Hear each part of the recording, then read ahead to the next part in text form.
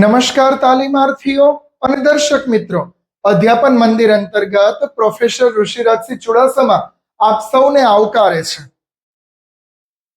કોઈ એક સ્ટ્રક્ચર, લક્ષણ, માળખું કે પરિરૂપ જેના દ્વારા તેનું સંચાલન કરવામાં આવે છે તેને એક મોડેલ રચના કે કોઈ એક એવી સ્ટ્રક્ચર રચના કહેવામાં આવે છે.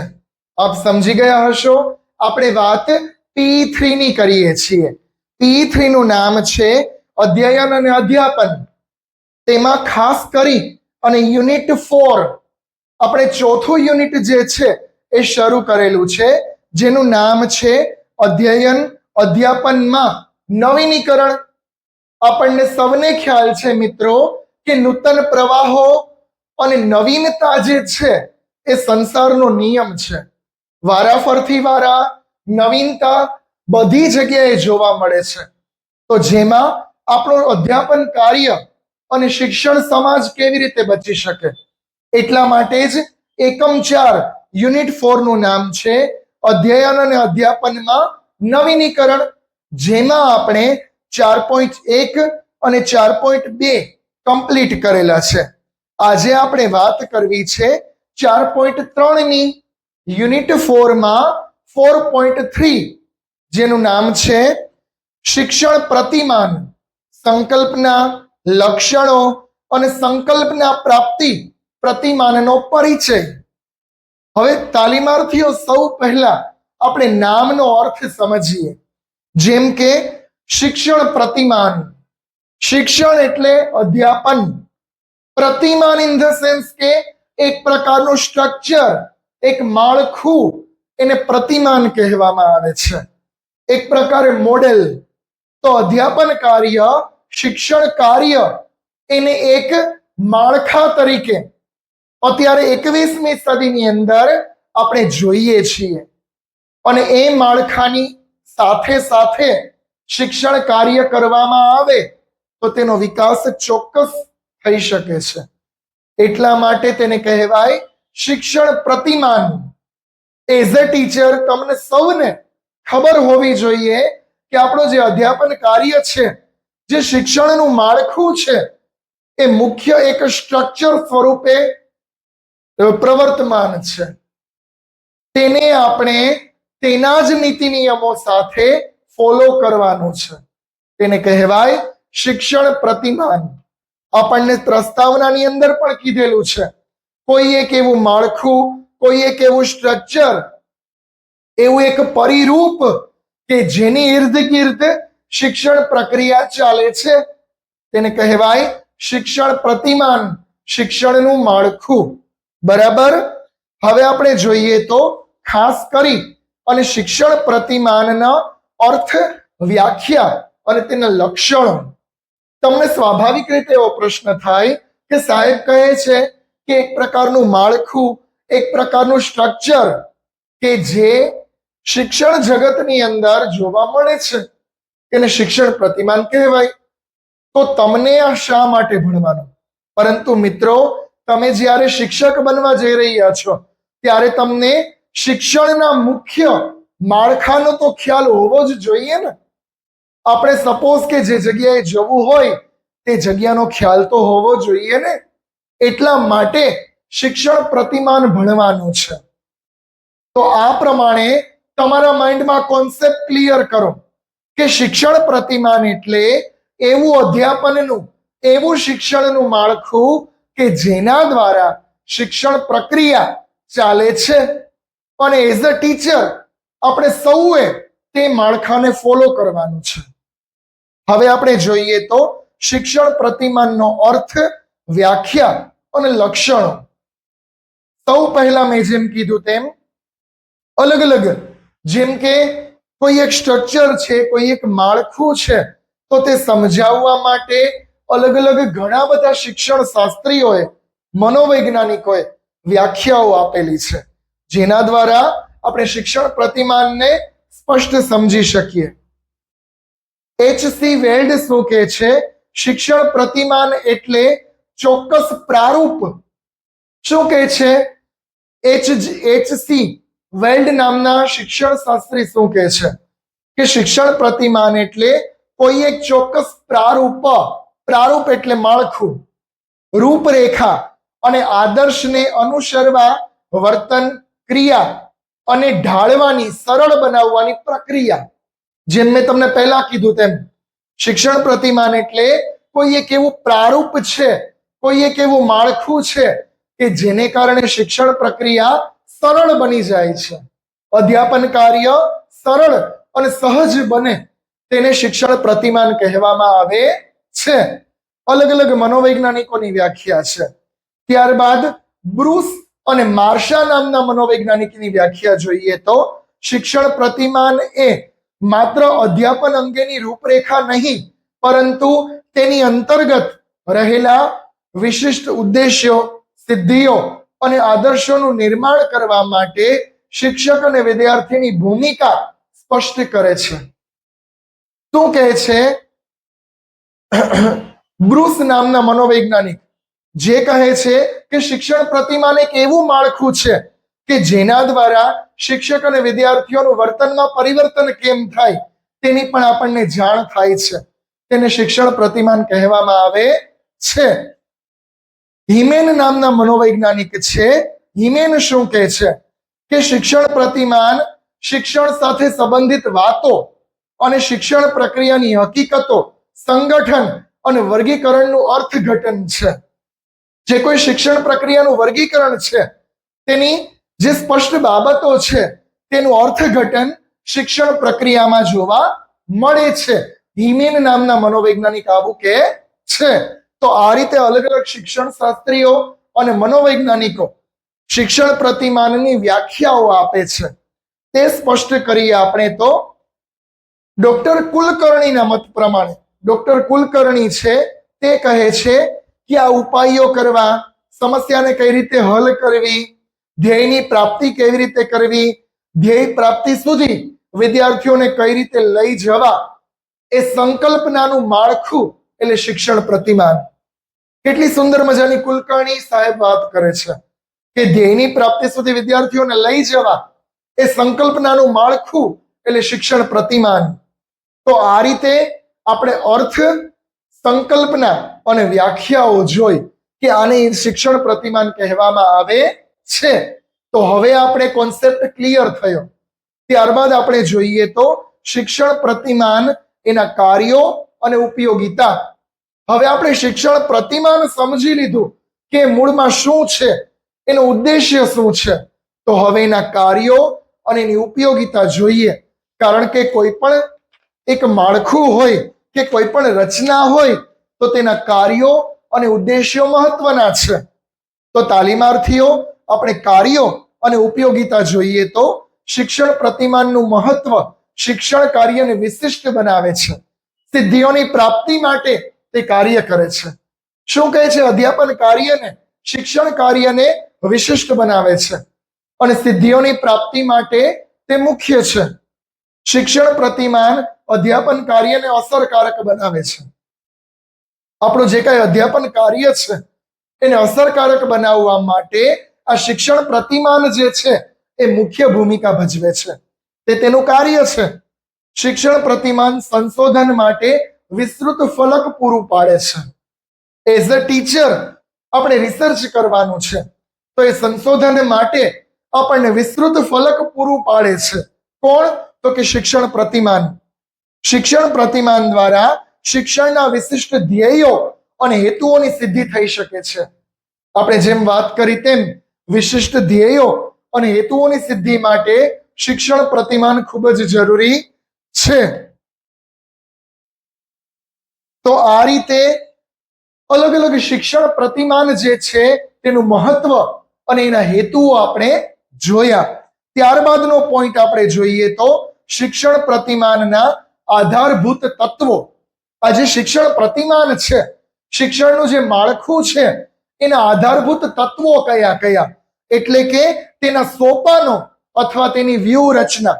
તમને પરીક્ષાલક્ષી તેના સોપાનો પૂછાઈ શકે કે ભાઈ શિક્ષણ પ્રતિમાનના સોપાનો જણાવો, સ્ટેપ જણાવો, વ્યૂહરચના જણાવો. તો તે આપણે પોઈન્ટ વાઇઝ સમજીએ. એમાં મુખ્ય સોપાનો 4 છે. જેમ કે આ શિક્ષણ પ્રતિમાનની રચના થઈ તો 4 સોપાનોને આધાર રાખી તેના 4 આધાર સ્તંભ છે તેના પણ શિક્ષણ પ્રતિમાનનું મોડેલ જે છે એ સ્થાયી થયેલું છે. પહેલું સોપાન, પહેલો પોઈન્ટ જોઈએ, ઉદ્દેશ્ય. અધ્યાપન કાર્યની અંદર અને શિક્ષણ પ્રક્રિયામાં મિત્રો ઉદ્દેશ્ય મુખ્ય છે. એઝ અ ટીચર આપણે આપણા વિદ્યાર્થીઓને શિક્ષણનું અને શિક્ષણની વેલ્યુનું એનું ઉદ્દેશ્ય જે છે એ જણાવવું ખૂબ જ જરૂરી છે. કારણ કે ઉદ્દેશ્યની પ્રાપ્તિ થાય, જાણ થાય જ તો જ વિદ્યાર્થીઓના દિલો દિમાગમાં માન સન્માનમાં અભિવૃદ્ધિ થાય. એટલા માટે આ પ્રતિમાનની રચનામાં ઉદ્દેશ્ય મુખ્ય છે. જે અલગ અલગ વિશિષ્ટ હેતુઓ અને સામાન્ય હેતુઓ આપણે 1 તાસ દરમિયાન અને અભ્યાસક્રમ દરમિયાન સિદ્ધ કરવાના હોય છે તેમાં ઉદ્દેશ્ય મુખ્ય છે. કે કયા કયા હેતુઓ સિદ્ધ કરીએ તો શિક્ષણ પ્રક્રિયા સરળ અને સહજ બને. એટલા માટે પહેલી વ્યૂહરચના, પહેલું સ્ટેપ જે છે એ ઉદ્દેશ્ય છે. શિક્ષણ પ્રતિમાનના ઉદ્દેશ્યોની અંદર, સોપાનોની અંદર બીજું સોપાન જોઈએ તો સંરચના. સંરચના ઇન ધ સેન્સ કે રચના. હવે આપણે જે આ પ્રતિમાન ભણીએ છીએ એ પ્રતિમાનની રચના કેવી હોવી જોઈએ. કારણ કે આપણું જે સ્ટ્રક્ચર છે એ સ્ટ્રક્ચરનો મુખ્ય હેતુ શું છે? આ પોઈન્ટનો કે શિક્ષણનો વિકાસ થાય, શિક્ષણનો વ્યાપ વધે. તો એની રચનાની અંદર પણ મુખ્ય હેતુ કયો? તો કે શિક્ષણનો વિકાસ હોવો જોઈએ. શિક્ષણ અલગ અલગ દરેક નાગરિકો સુધી આસાનીથી પહોંચવું જોઈએ એ રીતે તે મોડેલની રચના કરવામાં આવી છે. એટલા માટે જ બંધારણને આપણે યાદ કરીએ તો 6 થી 14 વર્ષના બાળકને મફત અને ફરજિયાત શિક્ષણ છે. એ પણ શિક્ષણ પ્રતિમાનની એક સંરચનાનો ભાગ છે. એવી રચના કરવામાં આવે કે બધા જ નાગરિકોને કમ્પલસરી શિક્ષણ મળે. કારણ કે શિક્ષણ દ્વારા જ માનવમાંથી મહામાનવનું નિર્માણ થઈ શકે છે. ત્યારબાદનો આપણે ત્રીજી વ્યૂહરચના, ત્રીજો પોઈન્ટ જોઈએ તો સામાજિક તંત્ર, સામાજિક પ્રણાલી. શિક્ષણ પ્રતિમાનની રચના કરી તો એમાં સામાજિકતા મુખ્ય છે. કારણ કે મિત્રો સામાજિક પ્રાણીઓ આપણા વિદ્યાર્થીઓ છે. આપણે એઝ અ ટીચર એ ખ્યાલ હોવો જોઈએ કે શિક્ષણની રચના એ સમાજને અનુરૂપ અને અનુલક્ષીને હોવી જોઈએ. તેને કહેવાય સામાજિક તંત્ર. તો શિક્ષણ પ્રતિમાનનું ત્રીજું સોપાન છે સામાજિક તંત્ર. સમાજને ધ્યાનમાં રાખી, સમાજને મદ્દેનજર રાખી અને આ પ્રતિમાનની રચના કરવામાં આવી છે. જેવો સમાજ તેવું શિક્ષણ અને જેવો શિક્ષક તેવો સમાજ. એટલા માટે આ પ્રતિમાનની અંદર સામાજિકતા મુખ્ય છે. ચોથો પોઈન્ટ, ચોથું સોપાન જોઈએ તો મૂલ્યાંકન પ્રણાલી અથવા સહાયક તંત્ર. આપણે તંત્રની રચના કરી લીધી, પ્રતિમાન બની ગયું. હવે એમાં ચોથું સોપાન મુખ્ય છે કે મૂલ્યાંકન કાર્ય, સહાયક તંત્ર. આપણે જે રીતે શિક્ષણ પ્રતિમાન બનાવ્યું પણ તેનું મૂલ્યાંકન થવું જોઈએ. અને આપણે એમ કહીએ કે અપડેટ દ્વારા તેની ચકાસણી થવી જોઈએ. અને જેમાં વિકાસ અને ઉન્નતિ મુખ્ય છે. તો એ રીતે મૂલ્યાંકન તંત્ર, મૂલ્યાંકન પ્રણાલી મુખ્ય છે. અલગ અલગ અધ્યાપન કાર્ય દરમિયાન અને શિક્ષણ કાર્ય કરાવ્યા બાદ મૂલ્યાંકન યોગ્ય છે, જરૂરી છે. જેના દ્વારા શિક્ષણ પ્રક્રિયાની એક દિશા અને દશાનો ખ્યાલ આવે. તો તે છે સહાયક તંત્ર. એનું ચોથું સોપાન માનવામાં આવે છે. તો તાલીમાર્થીઓ આ રીતે શિક્ષણ પ્રતિમાન કે સંકલ્પના પ્રતિમાન જે છે એ આ 4 મુખ્ય સોપાનો દ્વારા, 4 પોઈન્ટની વ્યૂહરચના દ્વારા બનાયેલું એક અધ્યાપનનું તંત્ર માનવામાં આવે છે. ત્યાર પછીનો પોઈન્ટ જોઈએ તો સંકલ્પના પ્રાપ્તિ પ્રતિમાન એટલે શિક્ષણ પ્રાપ્તિ પ્રતિમાન. આપણું જે આ શિક્ષણ પ્રતિમાન છે તેને સંકલ્પના પ્રાપ્તિ પ્રતિમાન પણ કહેવામાં આવે છે. આપણને સૌને ખ્યાલ છે કે આ શિક્ષણ પ્રતિમાન જે છે એ એવી એક સંકલ્પના છે, એવો એક વિચાર છે કે જેના દ્વારા શિક્ષણનો ગ્રાફ ઊંચો આવે, શિક્ષણ પ્રક્રિયા કે અધ્યાપન કાર્ય જે છે એ સમાજ માન્ય બને અને જેનાથી સમાજનો વિકાસ શક્ય બને. એને કહેવાય સંકલ્પના પ્રાપ્તિ પ્રતિમાન. તો આ પ્રતિમાન જે છે, જે રચના છે, એના અલગ અલગ ઉદ્દેશ્યો પણ છે. જે ઉદ્દેશ્યોને નેજા હેઠળ આ સંકલ્પના પ્રાપ્તિ પ્રતિમાન કાર્યરત છે.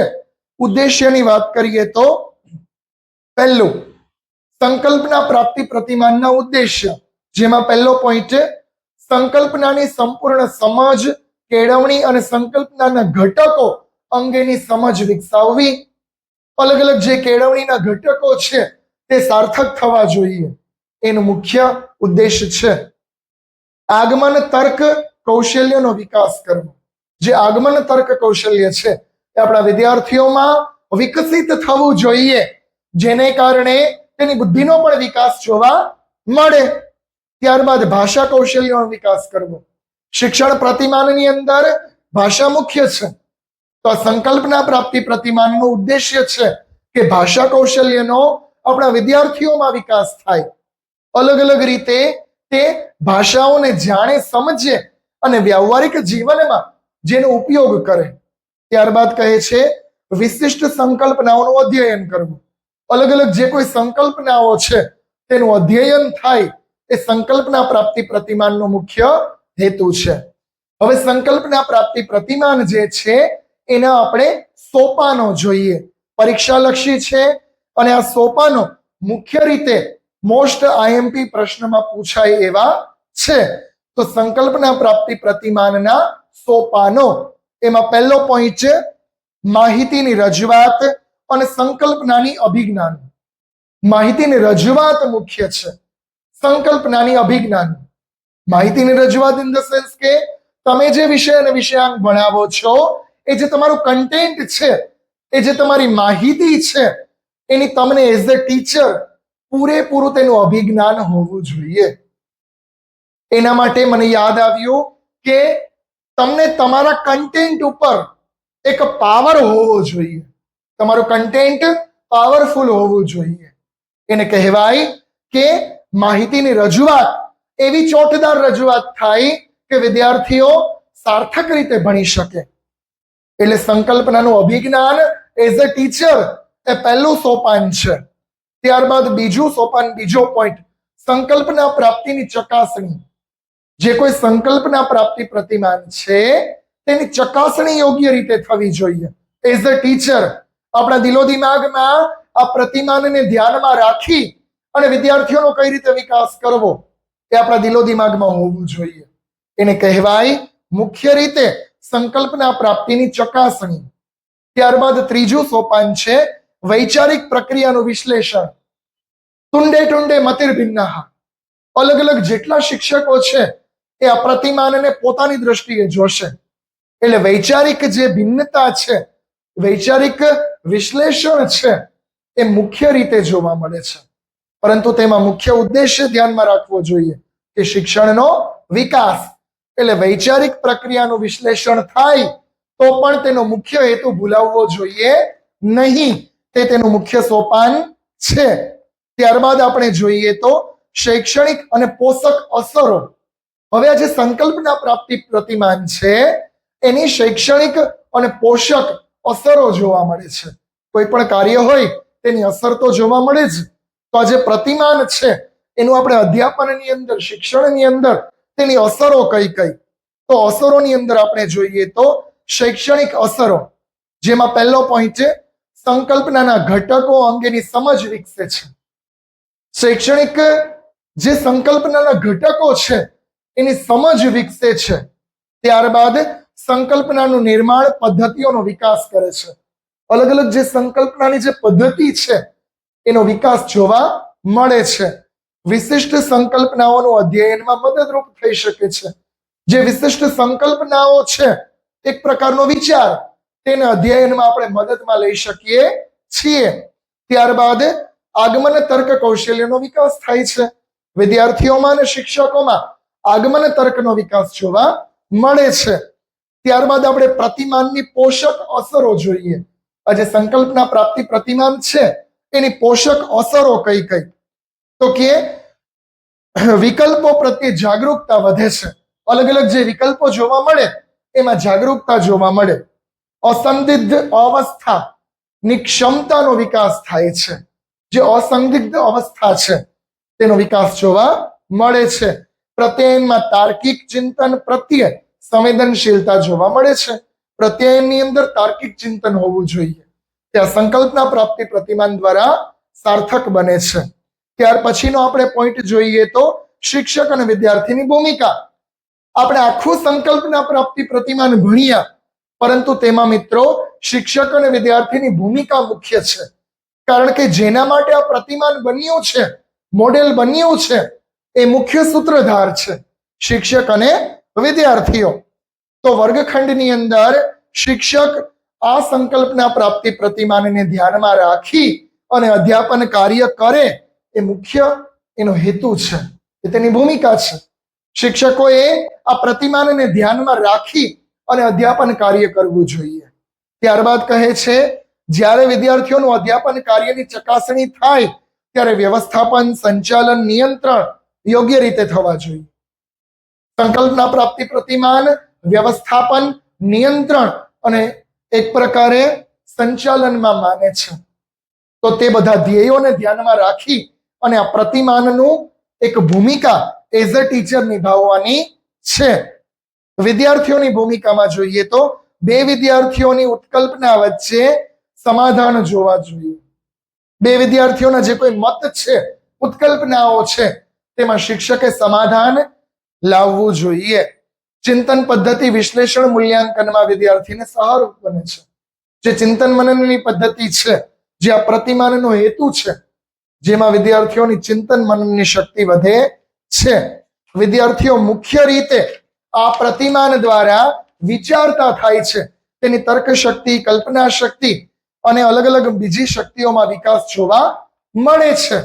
તો આ રીતે શિક્ષક અને વિદ્યાર્થીઓની ભૂમિકા અલગ અલગ પ્રતિમાનને ધ્યાનમાં રાખી અને અધ્યાપન કાર્ય કરાવવાની ભૂમિકા છે. ત્યારબાદ આપણે જોઈએ તો મૂલ્યાંકન.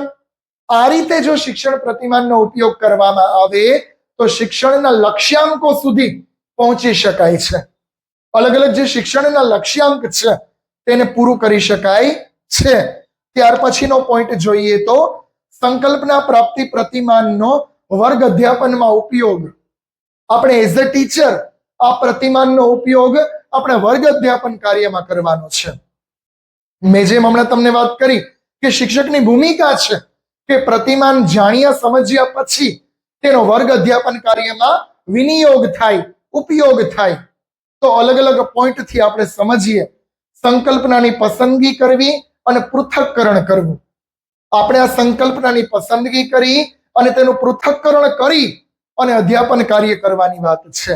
ત્યારબાદ કહે છે સંકલ્પનાની પસંદગી કરી વિશિષ્ટ હેતુઓને નિર્ધારિત કરવા અને હેતુઓની સિદ્ધિ માટે કાર્ય કરવું.